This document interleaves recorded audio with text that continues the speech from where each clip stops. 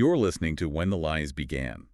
Today, we are attempting, well, one of the deepest dives into modern true crime. It's a story just so tangled with religious fanaticism, financial calculation, and frankly, sheer brutality that it almost defies easy understanding. It really does. We're tracing the catastrophic timeline of Lori Vallow Daybell and Chad Daybell. Yeah. And the moment you start looking at the evidence, what just jumps out is how quickly this apocalyptic fantasy bled into targeted real-world murder. Absolutely. It's really a continuous criminal conspiracy, a web of lies spreading over several years that ultimately took multiple lives, including Lori's own children, Tylee Ryan and J.J. Vallow. Yeah. So our mission today really is to move past the headlines, the sensationalism, and trace that arc of deception precisely. We need to identify how financial greed, lust, and this, well, extreme weaponized faith came together to create what they saw as a license to kill. Right. And we'll kind of move through the shock of the beliefs first, then the suspicion that builds with the murders, and finally land on the stark reality of the revelation and, well, the final accountability. Exactly. Shock, suspicion, revelation, reflection. That's the path. And we absolutely have to start with the foundation of this extremism, the man who set himself up as the visionary, Chad Daybell. I mean, his professional background alone is. It's just an incredibly grim setup for everything that followed. Oh, there's profound, unsettling irony there, isn't there? Before he became this self-styled prophet, publishing apocalyptic novels, Chad Daybell's actual work history was deeply connected to death and burial. Right, I read that. He worked as a... For a time, yeah. Including when he was a student at BYU, he worked as a cemetery sexton, Yeah. basically a grave digger for Springville, Utah, among other places. So he was literally digging graves. Did the prosecution really lean into that grim irony during the trial? I mean, how did they use that?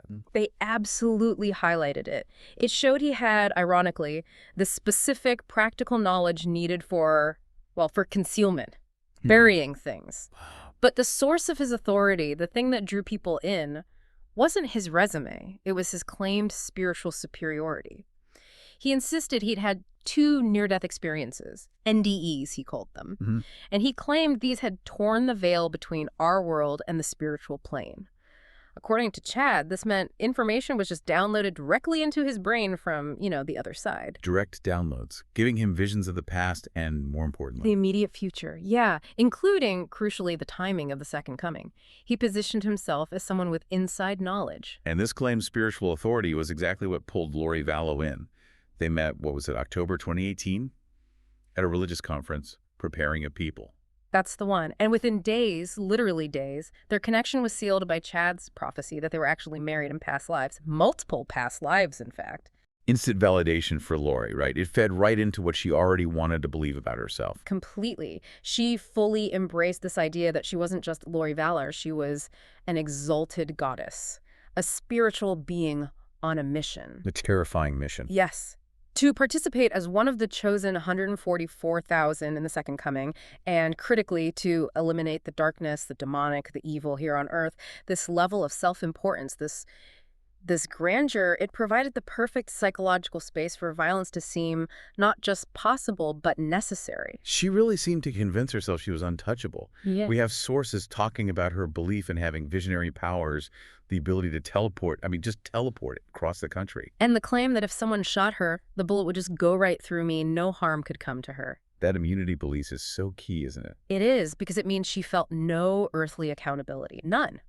So anyone who opposed her, anyone who questioned her, including her own husband, her own children eventually, they weren't just disagreeing, they were designated as demons, dark spirits. Just getting in the way of her mission. Exactly. And this belief system wasn't just some abstract theological idea. They made it operational. They weaponized it through what they called the zombie doctrine. Okay, so let's unpack that. How did they bridge that huge gap from, apocalyptic fantasy talk to actual real-world homicide? What was the mechanism they used to justify killing people, starting with Charles? That mechanism was the zombie doctrine. Chad and Lori taught that certain people, specifically those who caused them problems, who stood in the way of their relationship or their goals, were no longer themselves. Right. They defined a zombie as a body whose original good spirit had already left. It was gone, and that body was now inhabited, possessed by a dark spirit. And they had a system for this. Bizarrely, yes. They developed this weird scoring system to rate people as light or dark. 0 was dark, 10 was light, or something like that. If you were designated dark, especially if your score dropped low enough, you were possessed. A zombie. And the only way to help that person, the only way to free the original spirit, which they claimed was trapped in limbo, Was to kill the physical host body. Destroy it. It's a mechanism for justifying murder as a spiritual rescue mission, turning premeditated killing into some kind of twisted act of salvation. It completely dehumanized their targets. That's the crucial function. Once someone was labeled a zombie, they weren't Charles or Tylee or JJ anymore. They were just an obstacle, a host body that needed to be eliminated for the quote-unquote greater good, for the light. And once they accepted that doctrine, the path was just cleared for the violence that really kicked off in Arizona. Yes. And that takes us right into that first major event in this timeline, where the shock of these beliefs starts turning into deep, deep suspicion. We're talking about the Arizona homicides. The first domino to fall was Lori's estranged husband, Charles Vallow, July 11th, 2019, in Chandler, Arizona. And in the background here, it immediately shows that mix of money and fanaticism. Oh, completely. The relationship was totally broken down, and it was made worse, much worse, by Lori's deepening involvement in these extreme beliefs she shared with Chad. Charles wasn't just estranged, he was scared. He'd already expressed fears. Profound fears. For his own safety, and crucially, for the children's safety. And just months before his death, back in February 2019, Charles took a really critical protective step. He changed the beneficiary on his life insurance policy. The big one. The $1 million policy. That's the one. He changed it from Lori to his sister, Kay Woodcock, JJ's grandmother. But here's the kicker. Lori didn't know. She remained completely unaware of this change until after Charles was already dead. So that financial motive, which prosecutors argued was huge, was based on a lie. She thought she was about to become a millionaire, but the money was already designated elsewhere. Exactly. The belief the money was coming was the motive. And even before the actual physical murder, Lori had already been applying that zombie label to Charles. She was using what they called castings. Right, the castings. What were those exactly? Well, she designated Charles a zombie. And these castings were essentially like ritualistic prayer circles, sometimes done remotely, sometimes with others involved, like Melanie Gibb or even Alex Cox. The intent was to drive out Charles's supposed dark spirit. Basically trying to cause his spiritual or physical death through prayer. Effectively, yes. Spiritual attacks. And we know from texts and testimony she was getting advice and direction from Chad Daybell on how to perform these attacks on Charles. It shows she was actively working towards his elimination long before that morning in July. Okay, let's walk through the actual murder itself. Charles shows up at Lori's rental house in Chandler. It's early, just after 7:30 a.m., to pick up JJ for school. Right.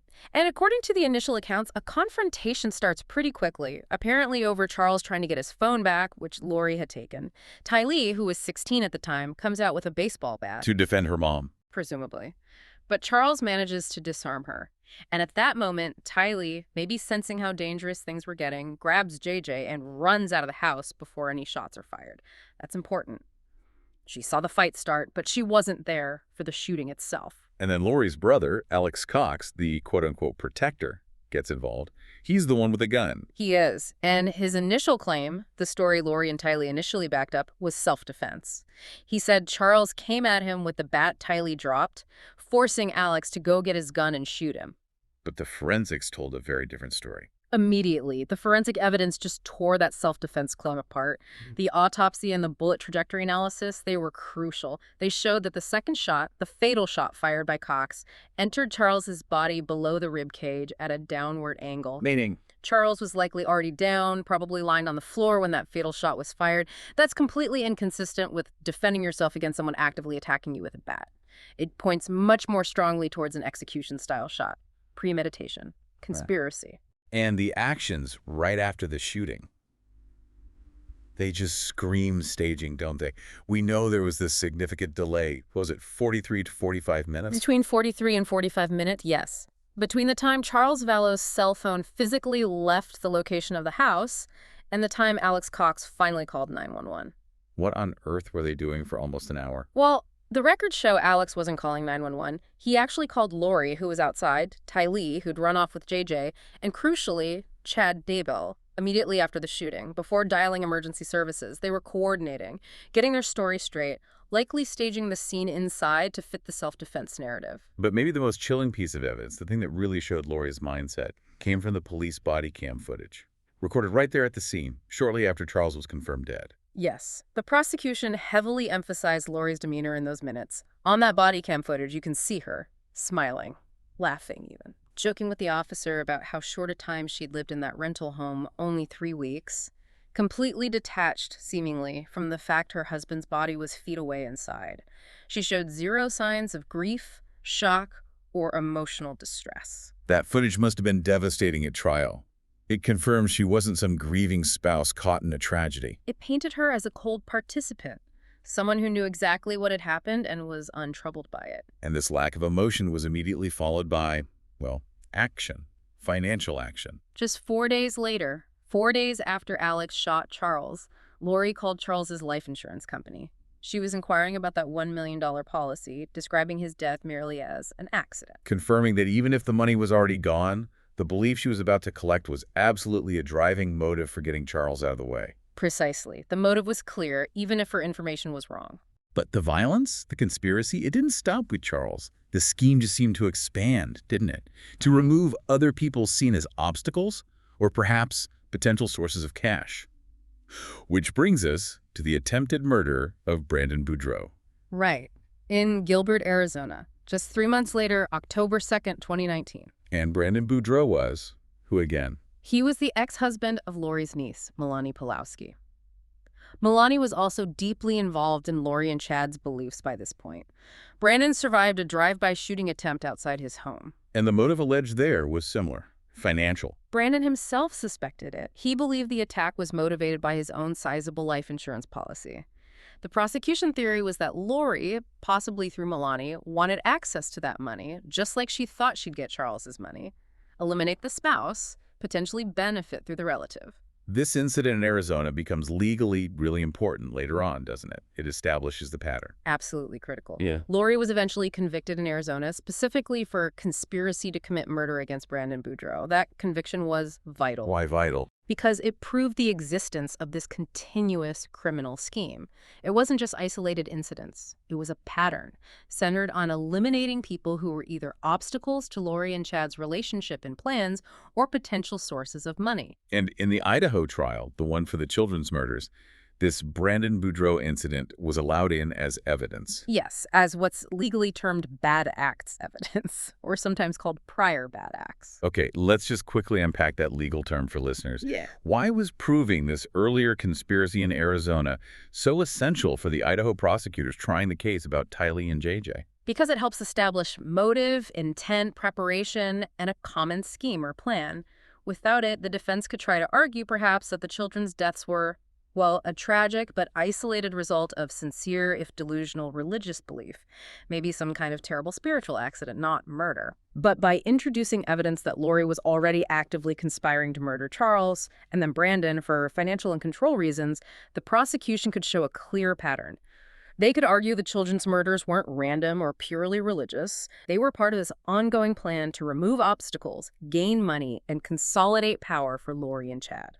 It linked the greed seamlessly to the religious justification. It showed this was how they operated. Okay, so the Arizona groundwork laid the foundation.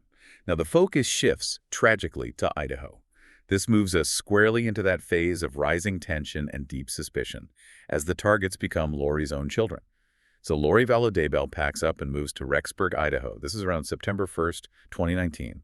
And she brings Tylee, JJ, and her brother, Alex Cox, with her. Yes. The whole group relocates closer to Chad Daybell. And almost immediately, the children, especially Tylee, seem to be viewed as obstacles. Obstacles to Lori's new life, her relationship with Chad. Tylee Ryan was 16. What do we know about her last days? Her last verifiable sighting was during a family trip, actually, to Yellowstone National Park on September 8th, 2019. There are photos. Just days after moving to Idaho. Exactly. And Tylee, being older, 16, nearly 17, she was certainly old enough and likely vocal enough to potentially object to her mother's increasingly bizarre behavior, this sudden move, and this intense new relationship with Chad. And Lori had already applied the label to her. Yes. Lori had already called Tylee a zombie back in the spring of 2019, according to friends.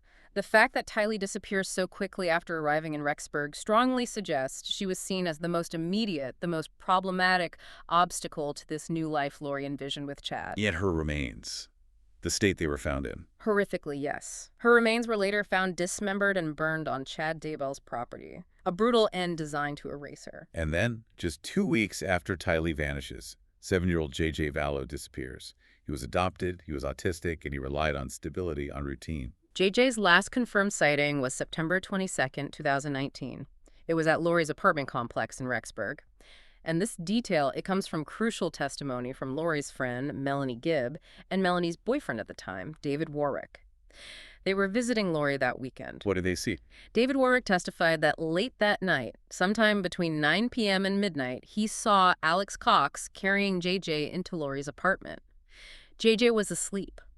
Warwick described it almost poignantly as a tender moment. You know, the little boy asleep with his head resting on his Uncle Alex's shoulder. Oh, that's just heartbreaking, knowing that was probably the last time anyone outside the conspiracy saw him alive. It's gut-wrenching. And JJ's autism meant his routine was really strict, right? His absence would have been noticed quickly. Very quickly. His school raised concerns. His teacher had commented before on JJ's amazing potential, how well he did with his routine. But after the move to Rexburg, he just stopped showing up for school. And when the school tried to follow up? They were just met with excuses from Lori. But his established needs, the fact he suddenly vanished from school, that structure, it helped alert people later, like Kay Woodcock, that something was seriously wrong. And just like she'd done with Charles and Tylee, Lori started using the zombie excuse for JJ, too, to justify, presumably, what they had already planned or done. She did. She told Melanie Gibb, her friend, that JJ had also become a zombie after the move to Rexburg. She claimed he was suddenly exhibiting these really bizarre behaviors, crawling on kitchen cabinets, climbing the fridge, saying he loved Satan, knocking down a picture of Jesus. Melanie Gibb didn't buy it. No. Gibb testified that during that same visit where JJ disappeared, she found his behavior completely normal for a 7-year-old. Maybe a bit energetic, but nothing like what Lori described. It just highlights how cynically they applied that doctrine. It wasn't about observed behavior. It was a label slapped onto anyone they wanted gone, retrospectively if needed. The premeditation, though, it becomes absolutely undeniable when you look at the text messages investigators pulled between Chad and Lori. This is the digital proof of the plot. Oh, those texts are just chilling. They are concrete proof of their calculated plan. Back on July 30th, 2019, even before they moved to Idaho, Chad texted Lori reporting on JJ's status. He said JJ's death percentage was down to 2. Death percentage. That's the term he used. Like, he was rating his spiritual darkness or proximity to death. And he assured Lori that JJ would soon be gone. This isn't spiritual warfare language. It's the language of plotting and execution. And then that text from Lori in August. August 10th, Lori texts Chad asking that profoundly disturbing question. Do you think there is a perfectly orchestrated plan to take the children, and we just have to wait for it to be carried out? A perfectly orchestrated plan. She's asking if the plan to eliminate her own children is ready. And they executed it just weeks later. Chad even responded to Lori's texts around that time, claiming JJ was barely attached to his body while he was eating bacon. Eating bacon. Yes. They were literally discussing the impending murder of this little boy over breakfast messages, using the religious framework as code. This evidence just demolishes any defense claim that they were simply lost in delusion. It shows them actively, consciously plotting murder. And unbelievably, before investigators could even really start connecting the dots about Tylee and JJ being missing, the third murder in this sequence occurs.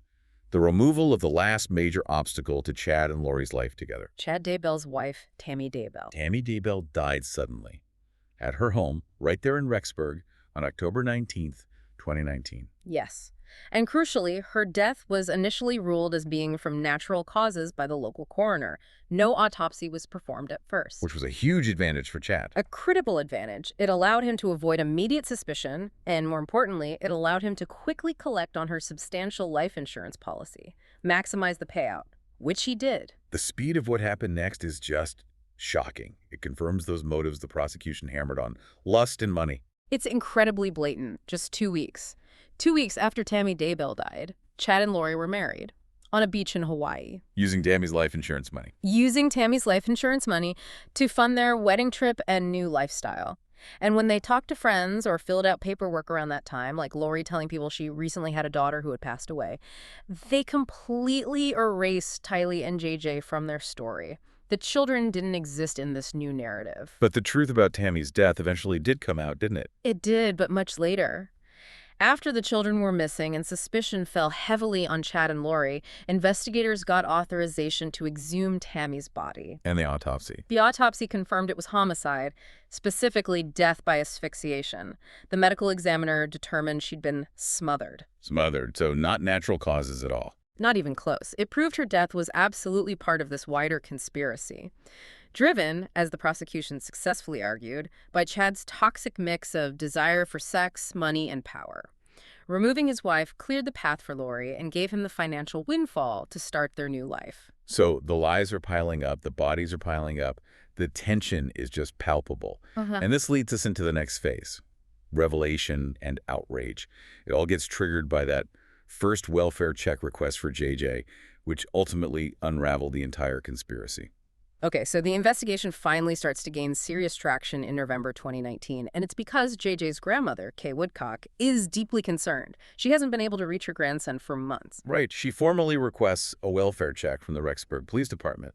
And when officers contact Lori on November 26, 2019, she immediately goes into obstruction mode. Lies. Blatantly. She tells the police that JJ is perfectly fine. He's just staying with her friend, Melanie Gibb, down in Arizona, visiting her. A deliberate misdirection, hundreds of miles away. Exactly. A calculated attempt to buy time, send law enforcement on a wild goose chase, and delay any real investigation into where JJ actually was. But for that lie to hold, she needed Melanie Gibb to back her up. She tried to rope her friend into the conspiracy. She did. Lori called Melanie and tried to coerce her, pressure her into lying to the police. She gave her a specific story to tell, claimed she took JJ to see the movie Frozen 2 on a certain date. Create a concrete, verifiable alibi. But Melanie Gibb wasn't comfortable with this. Not at all. She was deeply disturbed, shaken by being asked to participate in covering up the disappearance of a child, especially one she knew. And this moral crisis, this refusal to lie for Lori, became a major turning point. The secretly recorded phone call. That's the one. Just 12 days after that initial welfare check, Melanie Gibb, now cooperating with investigators, secretly recorded a phone call with both Lori and Chad. And what did Lori say on that call? Lori doubled down on the lies. She insisted JJ was safe and happy. She claimed she knew exactly where he was, but couldn't tell anyone because people were trying to harm him. She was trying to maintain control of the narrative, even with Melanie. And Gibb turned that recording over. Yes. She gave it straight to the authorities. It was crucial evidence. It confirmed Lori was actively deceiving everyone, obstructing the investigation, and it strongly implied she knew the children's fate. It was the first solid proof against her own words. Yet even as the police are closing in, asking questions, getting recordings, Lori and Chad make a run for it. They do. They just abruptly packed up, vacated their homes in Rexburg, and flew to Kauai, Hawaii. This was around December 1st, 2019. Living off what money? Living off that $430,000 life insurance payout Chad had just collected from Tammy's death. They were literally funding their escape with the proceeds from his wife's murder. And even in Hawaii, the deception continued. Oh, yes. While they were looking for a place to live, trying to settle in, Chad filled out a residency application. And on that application, when asked about dependents, he explicitly wrote that the couple had no children. No children, they just erased them. Utterly erased them from their new, sun-drenched reality. The kids weren't with them in Hawaii. They hadn't been for months. Their flight, that statement, it was just the ultimate act of avoidance and denial. Investigators obviously followed them to Hawaii, served them with orders regarding the children, but the real key to solving the mystery, to finding Tylee and JJ, wasn't found on a beach in Kauai. It was back in Idaho, in Chad Daybell's backyard, and it was unlocked by technology. Specifically, cell phone technology. Focused on Alex Cox, Lori's brother, the alleged protector, who was always nearby when people died. How did they use his phone data? The prosecution relied heavily on a specialized FBI unit, the Cellular Analysis Survey Team, or ASPERN. They meticulously analyzed Alex Cox's cell phone records, GPS coordinates, cell tower pings to map his movements with incredible precision around the times the children disappeared. So, digital breadcrumbs. Exactly. This digital evidence provided the exact dates and, crucially, the locations linked to the murders and burials. It created this undeniable chronological map of the conspiracy, pinpointing Alex Cox at Chad Daybell's property at the critical moments. Okay, let's trace that for Tylee first. She was last seen September 8th. Right. The very next morning, September 9th, 2019, Alex Cox's phone pinged repeatedly at Chad Daybell's property in Fremont County, Idaho. And not just anywhere on the property, the pings placed him specifically in the backyard area near the barn and a fire pit. And the timing connects to Chad's own actions. Perfectly. Because we know from text messages that Chad texted his wife, Tammy, that same morning, September 9th. He claimed he'd shot and buried a large raccoon on the property, right in their pet cemetery area near where Alex's phone was pinging. A cover story for digging a grave. Clearly, a flimsy excuse for the digging activity needed to bury Tylee's remains. And then the pattern repeats almost identically for JJ just 2 weeks later. It does. JJ was last seen alive late on September 22nd, and Alex Cox's phone pings again at Chad Daybell's property early in the morning of September 23rd. Again, in that same backyard area. Was he there long this time? Interestingly, no. The data showed he was only at that specific location for about 17 minutes this time, very early in the morning, suggesting the burial itself was quick, perhaps done under the cover of darkness. So Alex Cox, whether he meant to or not, basically left a digital map pointing investigators right to the burial sites. That's exactly what happened. Those pings, combined with the timeline of the disappearances and Chad's suspicious raccoon text, provided the probable cause investigators needed to get a search warrant for Chad's property. And that digital trail led directly to the horrific discovery on June 9th, 2020, the moment of revelation. Yes. Based largely on that cell phone tracking data for Alex Cox, investigators descended on Chad Daybell's property.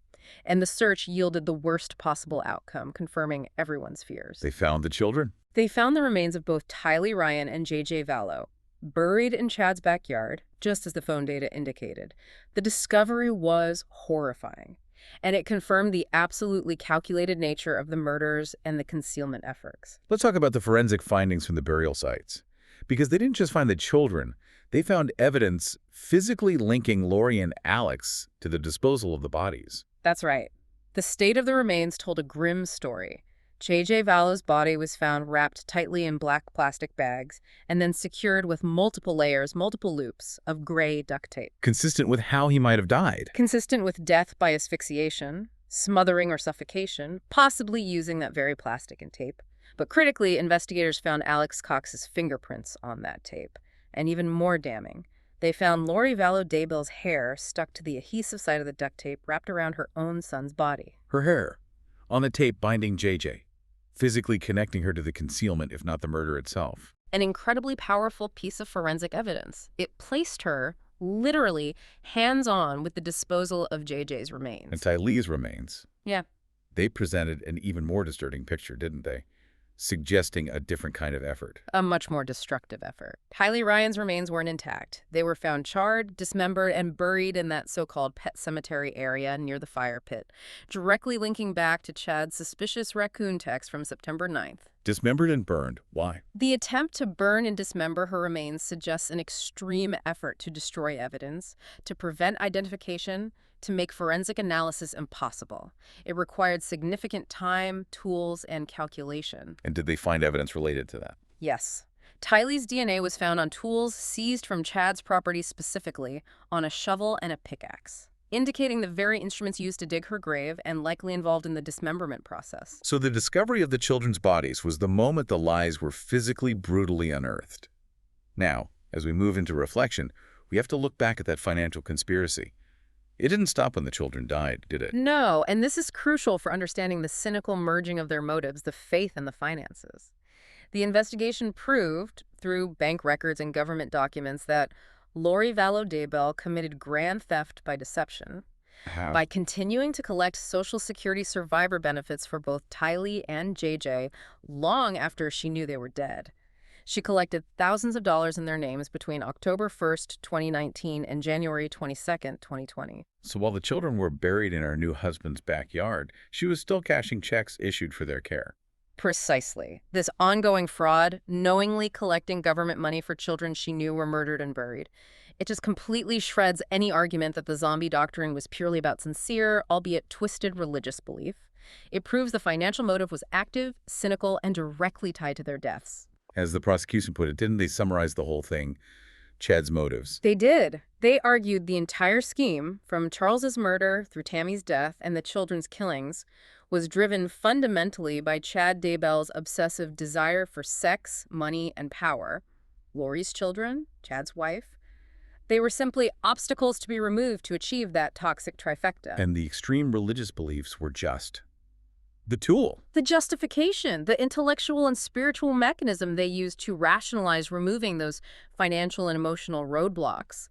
They twisted faith to justify murder, and then they defrauded the government to profit from it. It's an absolutely chilling combination. The legal system eventually brought accountability. Lori Vallow Daybell was convicted first in Idaho in 2023. That's right. A jury found her guilty of the first-degree murders of Tylee and JJ, and guilty of conspiracy to commit the murders of the children, and also conspiracy to commit the murder of Tammy Daybell. And her sentence in Idaho. Life in prison without the possibility of parole. Multiple life sentences, actually.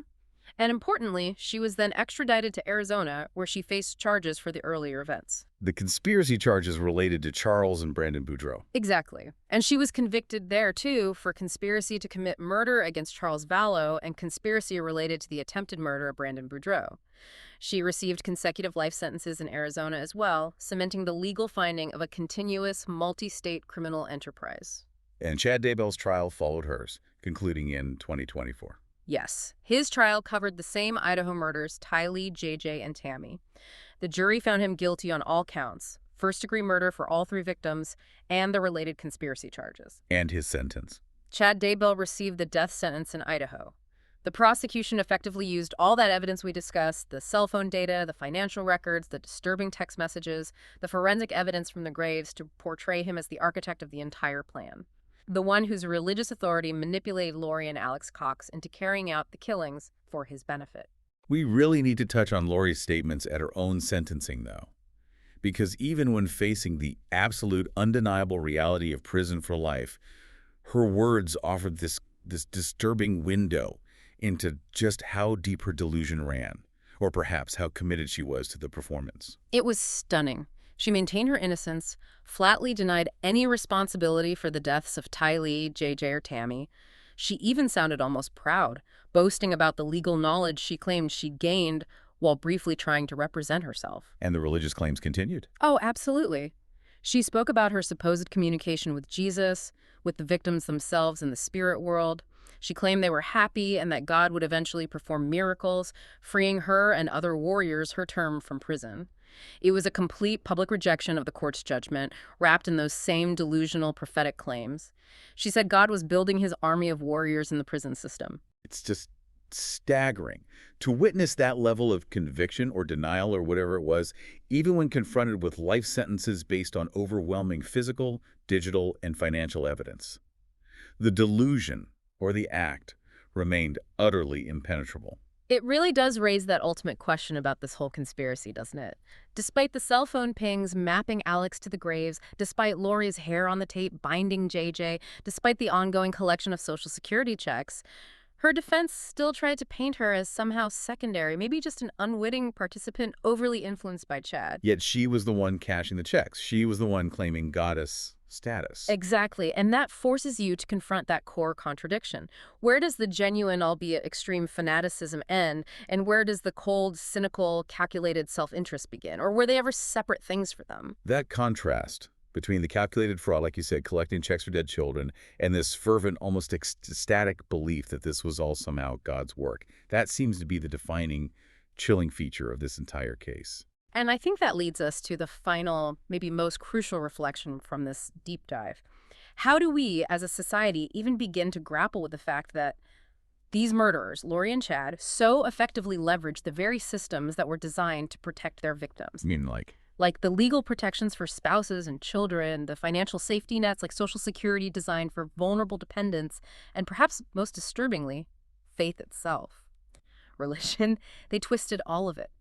The fact that the financial motive was proven right alongside the apocalyptic beliefs, it suggests this frightening synergy.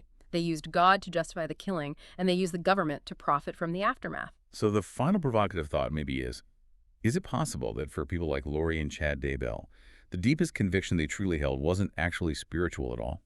Could it have been purely materialistic? And that the entire complex religious framework, the visions, the past lives, the zombies, was that just the most effective, the most manipulative weapon they had at their disposal. A tool to achieve their ultimate, very earthly destiny of sex, power, and money. It forces you to question where belief ends and manipulation begins.